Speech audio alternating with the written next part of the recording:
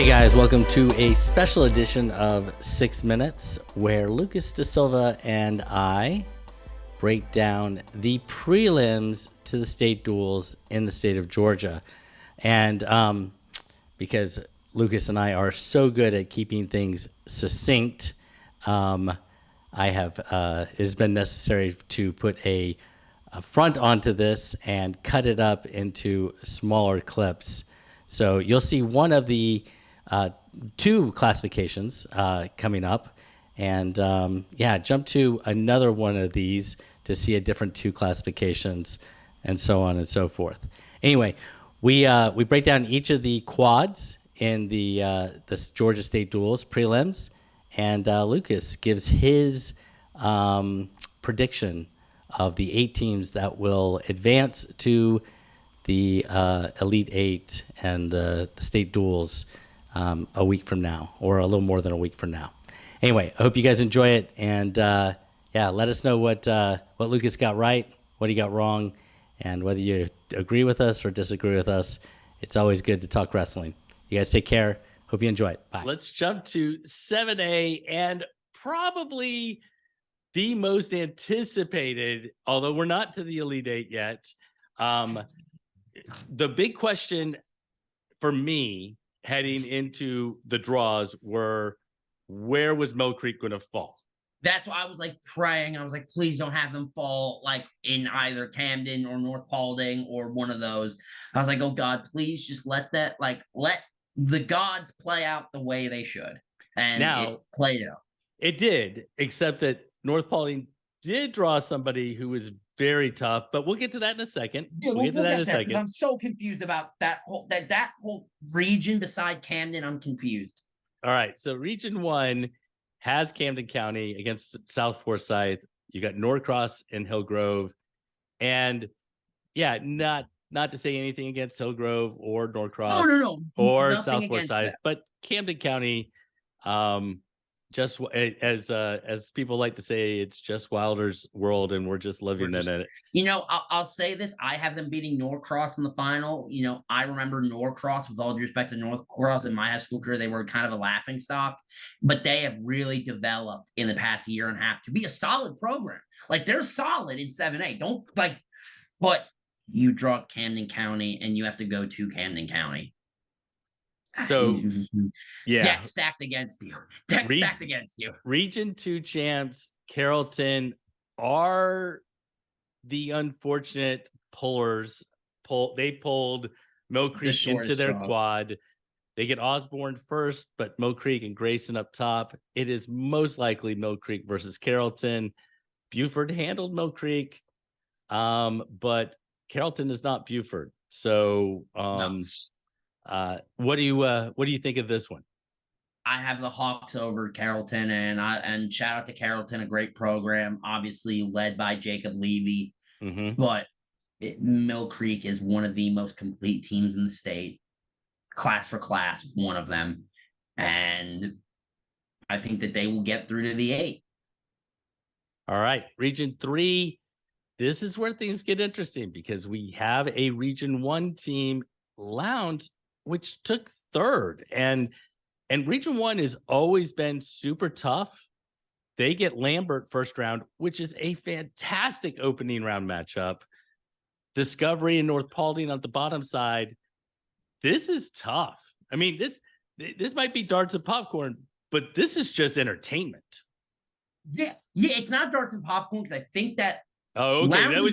That was just it. No, that was popcorn. So and here's the difference for me. I think North Paulding and Lowndes, in of itself, that matchup draws my eyes, because I think Lowndes will handle Lambert.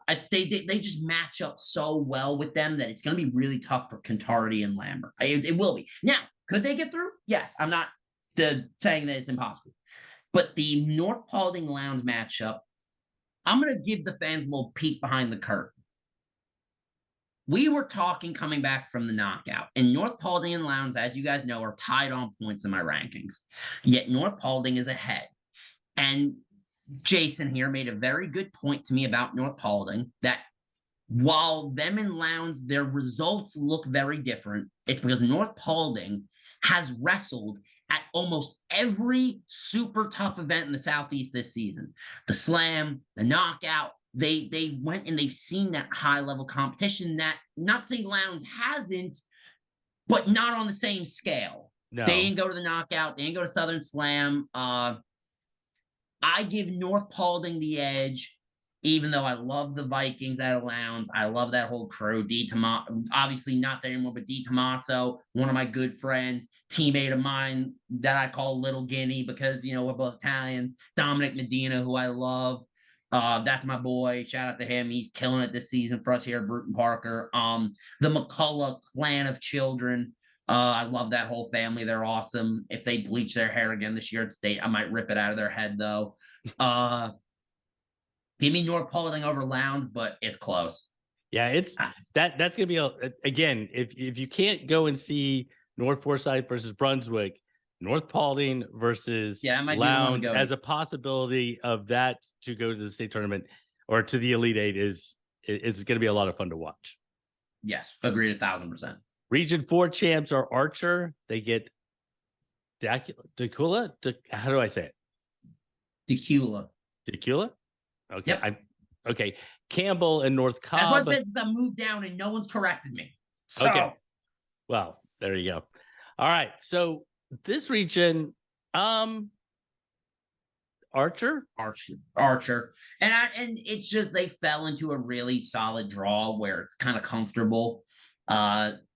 Decula coming out of Region 8. And then, like you said, probably Campbell in the final. It's Archer. It's, they're looking to get back to the state tournament and make some noise again. And they actually have a side where I don't think it's that impossible. I don't. Like, they just need to, if they could shore up a couple spots and then get the right movements and a couple dual meets, I think they can make something happen. But I think it's Archer. 5 champs. Walton draws Pebble Brook and Mountain View versus Brookwood. And I don't know if they've wrestled a duel this year or not, but that just seems like it would be a good duel. It is a fascinating duel, in my opinion. I have Brookwood with the edge. I do. As does my matrix, where everyone starts wondering if I'm just picking against Mountain View. I'm not here. My matrix says Brookwood is 9.5-point favorites. So, but I do think Walton actually, I think they get through. And it's odd because I've had Brookwood in my rankings, but I think that their points more traditionally speaking. I don't think they're a dual team. I just don't think that. I think their lineup is more built for traditional behind guys like Kenneth Jett and that crew. I think they're more built for traditional. So give me Walton. Your Region 6 champs, West Forsyth, probably draws the toughest number 4 in Colquitt County in the opening round. Peachtree Ridge and Harrison are also in the quad up top. But that West Forsyth, Colquitt County opening off the scale duel, that could be a lot of fun to watch. It is going to be a lot of fun to watch. And I'm looking at my prediction and I'm mulling it like, do I put this out on, you know what? I love West Forsyth. I do. Reed Walker and Noah Danforth have both been guys that I've wanted on Team Fat and Scrappy in past years, just for multiple reasons. It didn't work out. But Colquitt is the most dangerous 4, I think, in the entire state. Give me the Packers to edge the Wolverines. And then give me Colquitt to move on past Harrison to make the state tournament. Wow. Colquitt, I think, matches up with West Forsyth almost perfectly. When I put it in, my matrix splits at 8-6 in matches. In West Forsyth's favor. Okay. In West Forsyth's favor. But there's a couple swing matches in there where I'm like, that could flip, that could flip, that could flip. I'm not going to get too deep into the trenches because if we do that, I'll be here for 40 minutes talking about this one duel meet, and I don't want to do that to either of us because I still have a mid-afternoon nap to get to. So I think West Forsyth is going to pull the win, but I do think it's going to be close. Like, and they could, and I'm not saying like that they're going to get murder death here. Like, I think it's going to be a super close duel either way. This is one of those where I got a little bit of a gut feeling, and I'm like, I'm going to go with my gut. Give me All right. Colquitt to move on. Region 7 champs are North Gwinnett. They pull Marietta. But we get a really good Richmond Hill squad against Forsyth Central up top. What do you think of Region 7? No clue. Like, this is where it's really weird because I look at Richmond Hill and I'm like, was area a anomaly? No. No, they finished above Lowndes and Colquitt County. Do you know what the word anomaly means? Yeah, I still don't think it's an anomaly. Richmond Hill to this point they did not show the affinity. They did not show that they could do that. So they pop out of the blue, finish second, and now they draw a really good quad in their favor. I think they get through past North Gwinnett in the final, but I don't know what to make of this Richmond Hill team. I don't know what to make of them in totality. I don't know. All right, let's jump to Region 8. Your champs are Buford. They get Parkview, Cherokee, and East Coweta. And yes, you're doing the let's move on. And you're probably right. Buford is one of the best teams in the entire state. So I have them beating East Coweta in the final, but yeah. All right. So what are your 8 again? Oh, I forgot to do that. Excuse me. Did I do that with yes, I did. Yeah, you did. Did I do that? Mm-hmm. Yep, okay. Mm-hmm. My 7A 8 teams: North Paulding, Mill Creek, Richmond Hill, Walton, Archer, Colquitt, Buford, and Camden. All right. Let's do the girls real quick because this is the girls duels. Woo! Yes. All right. GHSA made me happy with this one that we're doing girls duels. I will say though, not to nitpick, because I do love that we're doing this and I'm not going to get pedantic about this. I don't know if this being as structured as the men's was the right move because there isn't as much meat on the bone. So maybe I would have just ran it as an open that, hey, you bring your team and we'll seed you and draw you into the state tournament. Kind of what they did with girls state the first couple years they did it. I would have almost preferred a system like that. But again, I'm not mad at this. I love for the girls that we have girls duels finally. I'm super excited for it. I just think if it was up to me, I might have just ran it as an open. But again, it's neither. And I think we'll get the 8 best teams to the Elite 8. So I mean, yes. I mean, so they're not. It's not like we have Greenbrier and Chestatee and Carrollton and all of them in the same area or the same quad. So it got drawn correctly. Right. All right. So area 1, you got Greenbrier with a draw or with a bye. Toombs County and Southeast Whitfield. Greenbrier is your number 1 team in girls and probably in duels. I assume they are marching on. Yes, and I think that they'll see Toombs in the semifinals. And I have Greenbrier over Toombs rather comfortably. The Wolfpack move on. All right. Your area 2 champs are Northside Warner Robins. They get Hiram in the first match, and the winner gets Jordan in what could be a pretty interesting duel, an interesting quad. I have Jordan over Northside Warner Robins really close, but that might draw some darts from my side of the bar. It might get a couple. Your area 3 champs are Woodward Academy, who has a bye into the finals. They will either get Norcross or Gainesville. Woodward Academy has got some really good girls on their squad. Yes, they look very good. Yeah, so I assume they're your favorite to punch their ticket? Yep. I have them moving on past Norcross. Area 4 champions, Stone Mountain, they also get a bye. We'll pull New Manchester and Campbell, the winner of New Manchester and Campbell in the finals. I don't really quite know what to make of this squad. Me neither. This is a full darts and popcorn one. I think it'll be Campbell over Stone Mountain, but I could be wrong. I could be very wrong on that. I'm like, this is one where I don't really have a lot of results for any of the 3 teams. Correct. All right, me either. Area 5 champs are Carrollton. They'll get a bye into their match, and they will pull Lumpkin County or Long County. Lumpkin County versus Carrollton. That might be super good duel. I'm pretty sure this is the best dual meet of the quads for me. Yeah. I think this is probably the best one. I have Carrollton over Lumpkin. Super close, but don't be surprised if Lumpkin makes a couple moves and can maybe try pull the upset and get themselves to the Elite Eight. Do not be surprised, ladies and gentlemen. But I'm going to say Carrollton.